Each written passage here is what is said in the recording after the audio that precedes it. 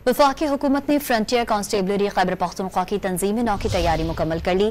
FC का दायरा पूरे मुल्क तक फैलाने के लिए ऑर्डिनेंस जारी करने का फैसला कर लिया गया है। मजीद जानते हैं डॉन न्यूज के नुमाइंदे ताहिर शिरानी से। ताहिर शिरानी, बताइएगा क्या तमाम सूबों से भर्तियां की जाएंगी? इस वक्त जो फ्रंटियर कांस्टेबलरी खैबर पख्तूनख्वा है वो सिर्फ खैबर पख्तूनख्वा तक महदूद है, वहाँ से भर्तियां होती हैं। तो अब वफाकी हुकूमत ने एक अहम फैसला किया है, क्योंकि सिविल आर्म फोर्सेस के तहत फोर्स आती है, तो ऑर्डिनेंस जारी करने का फैसला हुआ है, जिसके तहत जो FC खैबर पख्तूनख्वा है इसका दायरा कार आज़ाद कश्मीर, गिलगित बल्तिस्तान, चारों सूबों और इस्लामाबाद तक फैलाया जाएगा और यहाँ से भर्तियां भी हो सकेंगी, दफातर खोले जाएंगे और सिक्योरिटी एक डिवीजन होगी और एक रिजर्व डिवीजन होगी।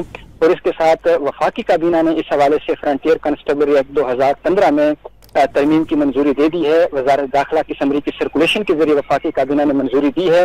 और अब जो फैसला ये भी हुआ है कि जो फ्रंटियर कांस्टेबलरी का नाम है उसको तब्दील करके फेडरल कांस्टेबलरी रखा जाएगा। और अब जो समरी है वो ऑर्डिनेंस है वो सदर मुमलिकत को भिजवाया जाएगा।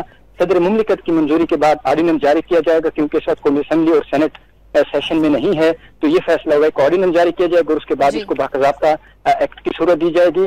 तो ये एक अहम डेवलपमेंट सामने आई है कि जो खैबर पख्तूनख्वा की FC है जो सिविल आर्म फोर्सेस के तहत आती है, उसका दायरा कार पूरे मुल्क में फैलाया जाएगा। ताहिर शिरानी अपडेट कर रहे थे, आपका शुक्रिया।